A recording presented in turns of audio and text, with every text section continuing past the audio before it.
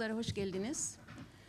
Hepimiz biliyoruz ki sonbahar, kış ve ilkbahar ayları işte soğuk algınlığı, nezle gibi halk arasında grip olarak da tabirlenen viral enfeksiyonların en fazla olduğu bir dönem. Fakat bunlar arasında esas influenza virüslerinin neden olduğu gripal enfeksiyonlar akut üst solunum yolu enfeksiyonu olarak başlayıp ilerleyebiliyor ve dünyada salgınlara ve ölümlere neden olabiliyor. Bu nedenle koruyucu önlemleri almamız, zamanında doktora gitmemiz çok önemli. Bugün bahse konu toplantımızın nedeni 52 yaşında 11 Ocak tarihinde bize Özel Hastaneden akut solunum yetersizliğiyle gelen bir hasta ile ilgili. Bu konu hakkındaki bilgileri hastanın doktoru, göğüs hastalıkları ve alerji uzmanı Profesör Doktor Finn Rasmussen size verecek. Buyurun. Doktor. Teşekkürler. Hoş geldiniz. Ben İngilizce konuşacağım. Çünkü Türkçe az biliyor şimdilik. Bu önemli bir şey. Onun için değiştir. So, a 52-year-old lady came a few days ago to our hospital, transferred from another private hospital in a bad condition. 52 yaşında bayan hastamız özel bir hastaneden ağır ve kritik koşullarda hastanemize transfer edildi birkaç gün önce. Of course, we got the suspicion of swine flu, so we instantly sent some tests to the genetic department for genetic analysis of her problems in her lung. Domuz gribi şüphesi dolayısıyla hızlı bir şekilde genetik laboratuvarına ilgili testler ve domuz gribi ile ilgili genetik testler yapılmak üzere örnekler gönderildi. So within 24 hours we got the diagnosis and we isolated the patient, so she is no threat for contamination of other patients, staff or other people. 24 saat içerisinde sonuçları aldık, tanımızı koyduk, hastayı izolasyona alarak diğer hastaların ve hastalığın yayılmasının gerekli önlemlerini aldık. And of course we informed the authorities here in Northern Cyprus according to the guidelines. Kurallara çerçevesinde veya uygulamalar çerçevesinde Kuzey Kıbrıs Cumhuriyeti'ne ilgili kurum ve kuruluşlarını bilgilendirdik. So her state is critical. She has developed something called acute distress, RDS, acute respiratory distress syndrome. Hastanın durumu halen kritik olmasını devam ettirmektedir. Süreç içerisinde hasta akut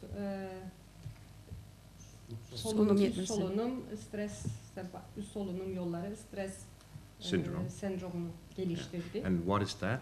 It means that you have a reaction in the lungs where it's filled with fluid and cells, so the patient can't breathe.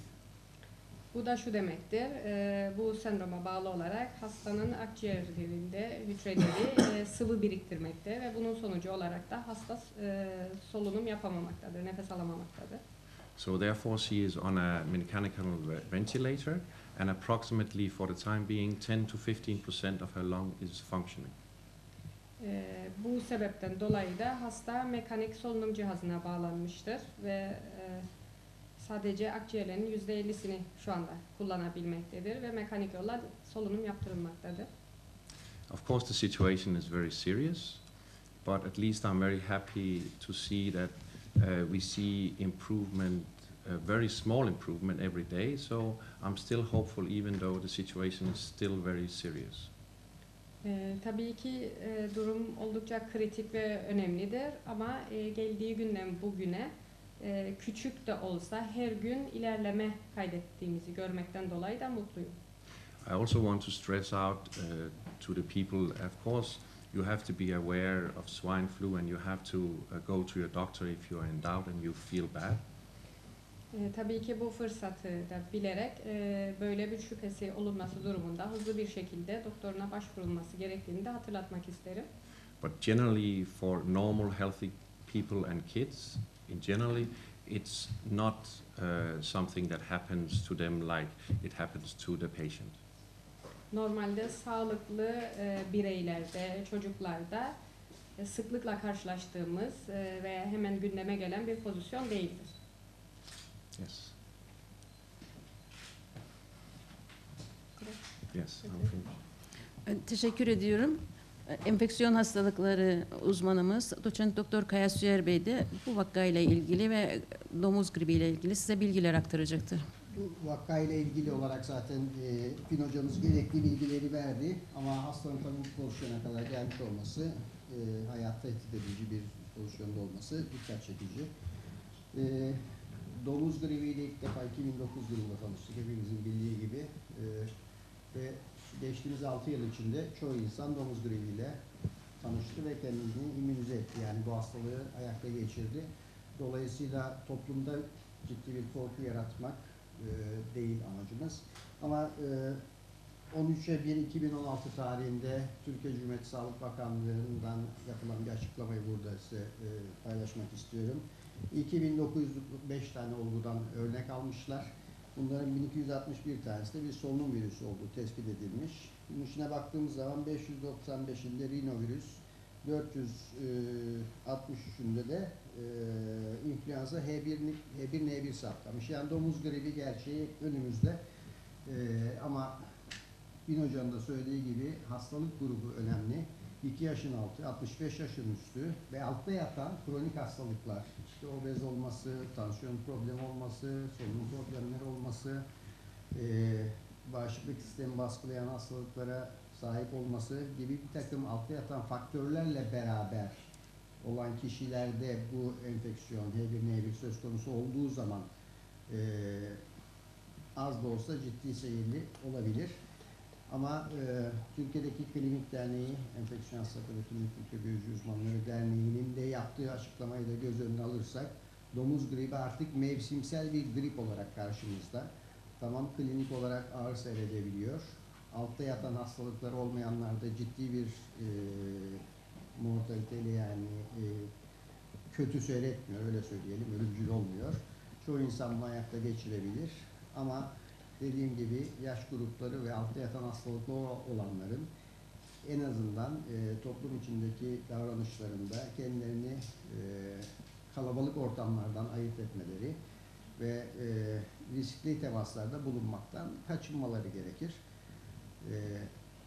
Domuz gribi şüphesi olanların da bir sağlık kurumuna tabii başvurması önemli, özellikle önerilir.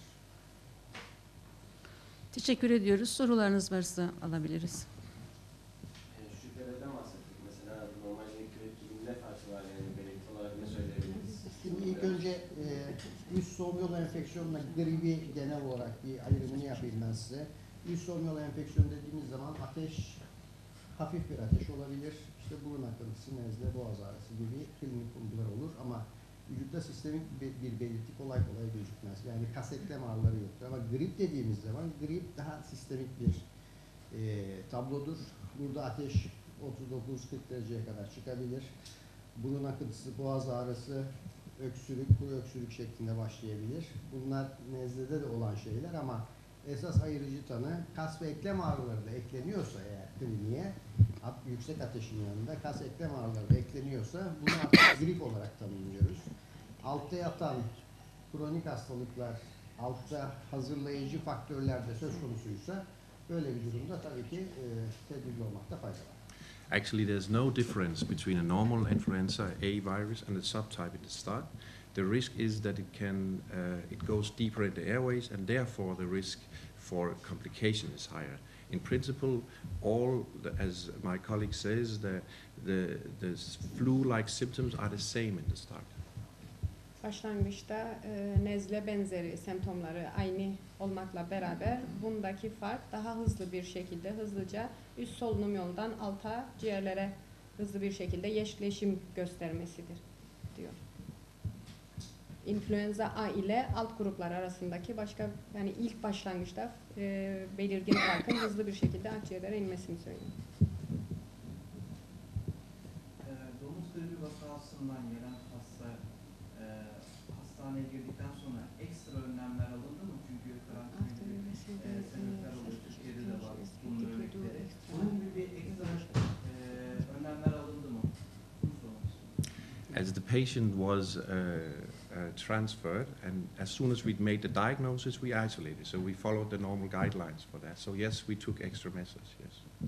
Hasta geldikten ve hızlı bir şekilde tanısı konduktan sonra kurallara bağlı, kuralların öngördüğü şekilde izolasyonu yapıldı ve ekstra gerekli önlemler alındı. Bir şey söyleyebilir miyim? Bu konuyla ilgili bir açıklayıcı bilgi olması açısından hastanemizce genel yoğun bakım servisinde 2 adet izolasyon odamız var. Yani solunum yoluyla bulaşacak hastalıklar açısından veyahut da hastane enfeksiyonları açısından yani risk grubu olan hastaları o izolasyon odasına alıyoruz ve tek kişilik odada kalıyor. Negatif basınçlı oda duruma göre negatif basınçta kullanılıyor. Tek kişilik odada hastalık takibi yapılıyor. Yani diğer hastalarla teması tamamen kesildi. Onun için özel bir ekip kuruldu mu? Yani Zaten öyle bir ekip var. Enfeksiyon kontrol komitesi 24 saat devrededir hastanemizde.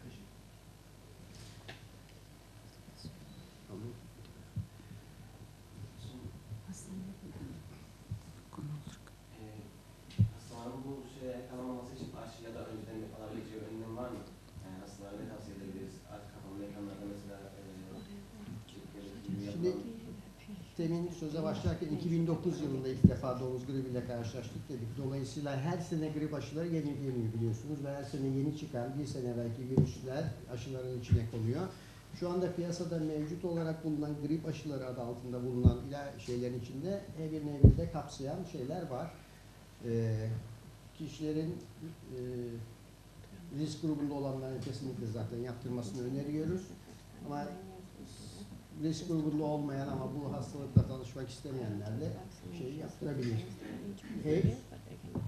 Aşı yaptırılabilir. Şimdi Ekim ayından Nisan ayına kadar yani bu dünyadaki iklim değişikliklerini de göz önüne alırsak eskiden Ocak'ta Şubat'ta biterdi grip süresi. Mesela geçen sene Türkiye'de Mart ayında oldu. Şimdi biz de burada Ocak ayında yaşıyoruz.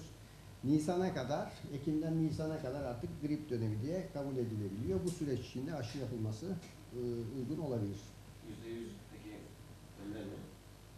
Şöyle, %100 tamamen önlemese bile hastalıkla bir bağışıklık sistemi ön tanışma olduğu için hastalığı daha hafif geçirir. Şimdi bu müşahede May I comment here before? Of course, as my colleague said, totally right, vaccination is a possibility. So normally you have a milder disease of that. But what you can do as a normal thing, if everybody knows how grippe is, everybody knows how it feels, you know how your kid looks, you know how your father and mother looks. If it looks more serious than normal, then you definitely need to go and consult your doctor.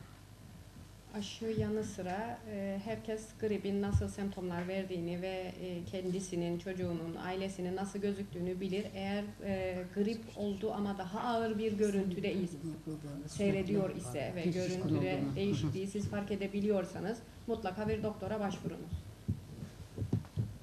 Öncelikle müşahede altında tutulan hasta kesin tanı olarak domuz gribi diyebilir miyiz? İkincisi KKTC Sağlık Bakanlığı'yla ve Türkiye'deki Sağlık Bakanlığı'yla bu konuyla ilgili bir koordinasyon içerisinde misiniz?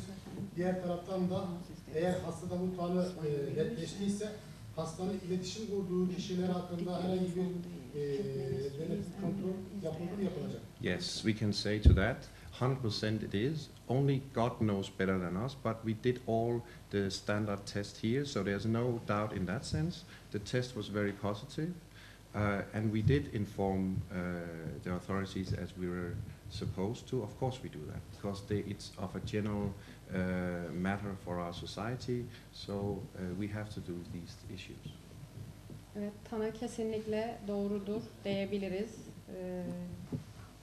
Gerekli yerlere, bakanlıklara bilgiler verilmiştir ve gerekli tüm önlemler de alınması gerektiği şekilde alınmış ve gerekler yerine getirilmiştir. But of course, God knows everything, but otherwise we did, everything was done after the book and everything fits. Daha ötesini Allah bilir ama biz elimizden gelen ve kurallara, kitaba göre olması gereken her şeyi yaptık. Hastanın ailesi ve ilk özel hastaneyle ilgili herhangi bir kontrol ya da şey var mı? You control them if they have symptoms. hastanın ailesini eğer herhangi bir semptomları varsa kontrol edersiniz. Onun haricinde bir şey yapılması gerekmemektedir. Because back to what we said before, generally, locally, if you get the swine flu, if you are normal, as my colleague also said, you normally don't have other than a normal flu. So it's only if it gets serious that, of course, we inform the family that the patient has it, and they have to be aware, but as long as they are not sick, they don't need to worry. Aileye bilgi verilmiştir. Ailede herhangi bu bilginin ve bunun domuz gribi olduğu izah edilmiş. Herhangi bir semptom ve bunun ağırlaşması gözlenirse başvurmaları gerektiği bilgisi anlatılmıştır. Onun haricinde özel yapmaları gereken bir şey olmadığı bilgisi de kendileriyle paylaşılmıştır. Bir şey ilave edeyim. Testle ilgili hastanemizde test tamamlandı ve genetik laboratuvarından H1N1 olduğu kesin olarak rapor edilmiştir. Enfeksiyon Kontrol Komitesi'ndeki görevim nedeniyle Bulaşıcı Hastalıklar, KKTC Sağlık Bakanlığı Bulaşıcı Hastalıklar Dairesi'ne de hastalığın bildirimi yapılmıştır. Kendilerine Sağlık Bakanlığı'na gerekli bilgi verilmiştir. Hocam şöyle bir soru yöneltmek istiyorum. Türkiye ve Kuzey Kıbrıs Türk Cumhuriyeti dışında dünya genelinde bu domuz gribi vakası nerelerde oluyor ve ne kadar sıklıkla oluyor? Dünya Sağlık Örgütü'nün bu tür epidemilere, salgınlara yol açabilecek durumlarda alarm durumu söz konusudur. Alarmların da seviyeleri vardır. Mesela geçtiğimiz yıl Ebola ile ilgili bir alarm düzeyi vardı ve belli bir dönemden sonra kaldırıldı. Hepiniz hatırlıyorsunuz. Şu anda Dünya Sağlık Örgütü tarafından domuz gribi klasik ismiyle H1N1 ile ilgili bir alarm durumu söz konusu değildir. Çünkü Dünya Sağlık Örgütü de kabul eder ki şu anda H1N1 virüsü mevsimsel gripler arasındadır. Zaten 2009 yılında da virüs ilk çıktığında beklenenin çok altında kötü seyreden vaka oldu. Dolayısıyla grip virüsleri her 100 yıl içinde 20-30 yılda bir ciddi salgınlara sebep olur. Geçmişte bunun örneklerini biliyoruz. Domuz gribinde bunu bekliyorduk 2009'da. Beklenenin de çok altında. Çünkü kişilerin bilinçlendirilmesi, çok basit kurallarla bu enfeksiyona yakalanmanın engellenmesi, sık el yıkanması, kişisel hijyene dikkat edilmesi, bu faktörleri halkın bilinçlenmesi sayesinde çoğu insan bu virüsle tanışmadan tanışmak mecburiyetinde bile kalmadılar. Teşekkür ediyoruz katıldığınız için.